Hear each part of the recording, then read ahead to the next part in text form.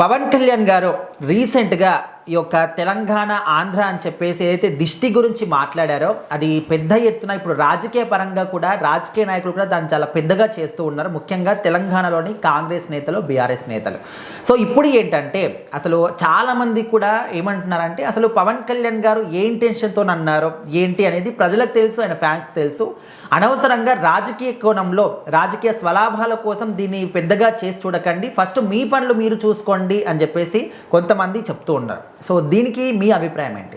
So ఖచ్చితంగా ఇది diversion politics అని అంటాను. ఎందుకంటే ఇప్పుడు పవన్ కళ్యాణ్ గారు ఒక మాట అన్నారు, ఇది గోదావరి జిల్లాలకి దిష్టి తగులుతుంది అని చెప్పి తెలంగాణ నాయకులను గౌరవంగానే ఆయన ఒక మాట మాట్లాడారు. ఇక్కడ ఏమవుతుందంటే ఆయన మాట్లాడిన మాటలను వేరేగా అంటే సోషల్ మీడియా ద్వారా వేరేగా పోర్ట్రే చేస్తున్నారు.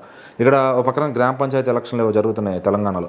సో ఇవి చూస్తుంటే ఈ కాంగ్రెస్ పార్టీ వాళ్ళు ఏంటంటే దీన్ని ఇప్పుడు తెలంగాణ ఫీలింగ్ని తీసుకొస్తే మళ్ళీ మనకే ఓటేస్తారు అనే ఒక ఫీలింగ్తో వాళ్ళు చేస్తున్నారు బహుశా.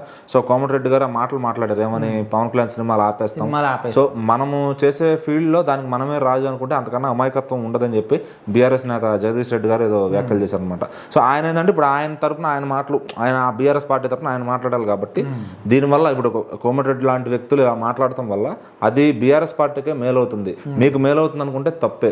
ఎందుకంటే ఇప్పుడు అసలు సంబంధం లేకుండా పవన్ కళ్యాణ్ మాటలు ఇక్కడ తీసుకొచ్చి ఎలక్షన్ జరుగుతున్న టైంలో ఆ మాటలు తీసుకొచ్చి తెలంగాణ డైవర్షన్ చేయాలనుకుంటే అది మీకు ఏ విధంగానూ బెనిఫిట్ అవుతుంది. ఎందుకంటే మన తెలంగాణ మనం కాపాడుకోవాలరా అని ఇప్పుడు వీళ్ళంతా మన కోసం నిలబడుతున్నారా అని జనాలు అనుకుంటారు అనే ఒక థాట్ ప్రాసెస్తో వాళ్ళు వెళ్తున్నారేమో, అది కరెక్ట్ కాదని ఈయన చెప్పారనమాట.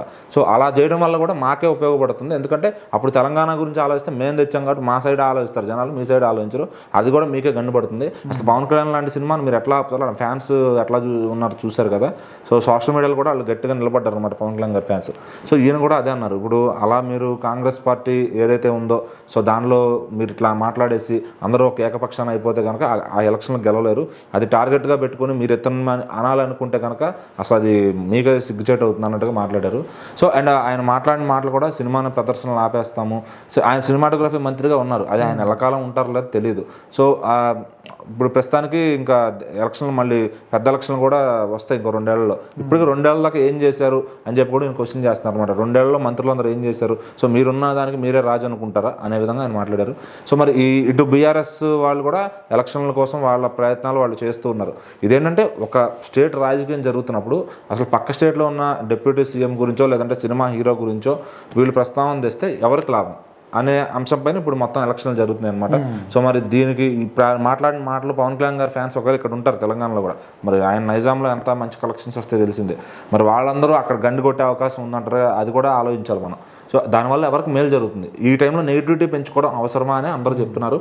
మరి పవన్ కళ్యాణ్ గారి ఫ్యాన్స్ కూడా కాంగ్రెస్ పార్టీ పైన అయితే కొంచెం వ్యతిరేకంగా కనబడుతున్నారు.